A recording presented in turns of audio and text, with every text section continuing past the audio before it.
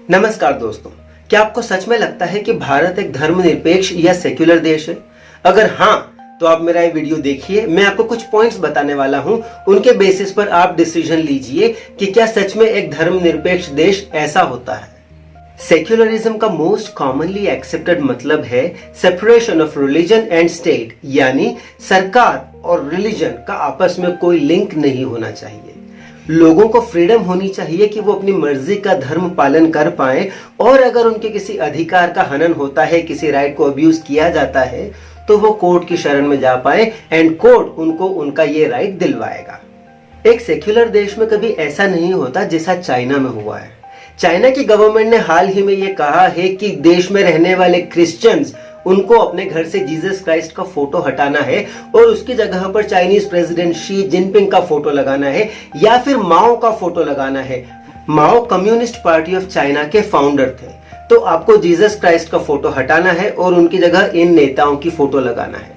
तो डेफिनेटली ये सेक्युलरिज्म तो नहीं है, ये धर्मनिरपेक्षता नहीं है। लेकिन हमारा भारत इसके दूसरे एक्सट्रीम पर खड़ा हुआ है, हम उसके एकदम ऑपोजिट साइड पर खड़े हुए हैं। चाइना जितना स्ट्रिक्ट है, हम उतने ही ज्यादा लिबरल हैं। कैसे? हाल ही में यह घोषणा हुई है कि 5 अगस्त को अयोध्या में भूमि पूजन होने जा रहा है और कुछ लोगों ने इसका विरोध भी शुरू कर दिया है। एक एडवोकेट ने तो इलाहाबाद हाई कोर्ट में पिटीशन तक डाल दी है कि इस टाइम पर, कोरोना के टाइम पर भूमि पूजन करना सही डिसीजन नहीं है, इससे कोरोना का इन्फेक्शन फैल सकता है। ओवैसी की पार्टी के एक एमपी इम्तियाज जलील ने कहा है कि सरकार को अपनी प्रायोरिटी सेट करनी चाहिए। क्या भूमि पूजन कर देने से कोरोना चला जाएगा? नहीं जाएगा। लेकिन क्या अब से हम सिर्फ वो ही काम करेंगे जिनके कारण कोरोना चला जाएगा? उसके अलावा हम और कुछ नहीं करेंगे।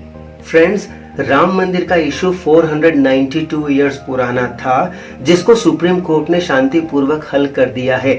इस डिसीजन से हिंदूज और मुस्लिम्स सभी खुश हैं, या यूं कहें कि सबने इस डिसीजन को एक्सेप्ट कर लिया है। क्या ऐसे सेंसिटिव इशू का सॉल्यूशन हो जाने के बाद भी इस तरह के स्टेटमेंट दिया जाना सही है कि सरकार की प्रायोरिटी मंदिर बनाना नहीं होनी चाहिए? ओवैसी खुद, जो कि एक एमपी है, जब सुप्रीम कोर्ट ने यह डिसीजन दिया था कि उस जमीन पर मंदिर बनेगा और उसके बदले में मुस्लिम्स को 5 एकड़ जमीन दी जाएगी दूसरी जगह पर, उस जमीन का वो अपनी तरह से इस्तेमाल कर सकते हैं, मस्जिद बनाए या कुछ और कर सकते हैं। तब इसी ओवैसी का स्टेटमेंट था, हमें आपकी खैरात नहीं चाहिए। खैरात का मतलब होता है भीख। अब आप समझ सकते हैं ओवैसी कितना शालीन आदमी है। वो हमारे सुप्रीम कोर्ट के बारे में कितनी प्यारी भाषा का प्रयोग करता है। हमें आपकी भीख नहीं चाहिए। क्या सच में हम फ्रीडम ऑफ स्पीच के नाम पर सरकार को या देश के सुप्रीम कोर्ट को कुछ भी बोल सकते हैं? हमारे देश में हिंदूज और दूसरे माइनॉरिटीज जैसे कि मुस्लिम्स या क्रिश्चियंस, उनके लिए अलग अलग लॉज हैं। स्टेट गवर्नमेंट्स कंट्रोल करती है मंदिरों को। Hindu religious and charitable endowment act सरकार को यह पावर देता है कि आप मंदिरों को कंट्रोल कर सकते हैं और मंदिरों की प्रॉपर्टी और एसेट्स को टेक ओवर भी कर सकते हैं, जबकि कोई लॉ सरकार को यह अथॉरिटी नहीं देता कि वो किसी माइनॉरिटी के धर्म स्थल पर कंट्रोल करे या उसको टेक ओवर करे। इसके अलावा सरकार पैसा देती है माइनॉरिटी स्कूल्स को, जैसे कि मुस्लिम्स के स्कूल्स हो गए।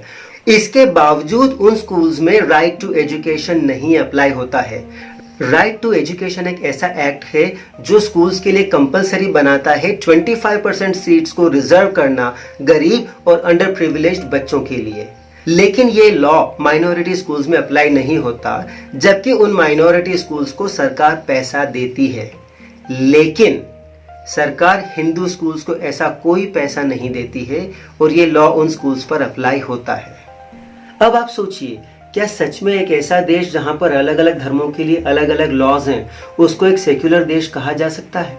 अगर स्टेट गवर्नमेंट एक मंदिर पर कंट्रोल कर सकती है, तो वो मस्जिद पर भी कंट्रोल करे, चर्च पे भी कंट्रोल करे। और अगर चर्च पे या मस्जिद पे वो कंट्रोल नहीं कर सकती, तो उसको मंदिर पे भी कंट्रोल करने का कोई अधिकार नहीं होना चाहिए। एक स्कूल के लिए जो रूल्स हैं वो सभी स्कूल्स के लिए हो, भले ही वो मेजॉरिटी का स्कूल हो या माइनॉरिटी का स्कूल हो। अगर आप सच में मानते हैं कि सभी धर्मों को बराबर अधिकार दिए जाने चाहिए, तो इसके लिए जरूरी है कि सबके लिए एक जैसा लॉ हो। हाँ, हम ये मानते हैं कि माइनॉरिटीज के अधिकारों का अगर हनन होता है तो उसके लिए उनको कोर्ट की शरण में जाना चाहिए। उसके लिए आपको उनको अलग से ऐसे राइट्स देने की क्या जरूरत है। किसी के भी धर्म को अगर अब्यूज किया जाता है, किसी को अगर उसके धर्म का पालन नहीं करने दिया जाता, तो वो कोर्ट की शरण में जा सकता है। ठीक वैसे ही जैसे कि एक इंसान तब कोर्ट में जाता है जब उसके किसी और अधिकार का कोई हनन होता है।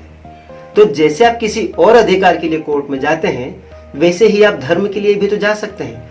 अगर आप चाहते हैं कि सभी धर्मों को बराबरी का दर्जा दिया जाए, तो उसके लिए जरूरी है कि लॉज एक जैसे हों।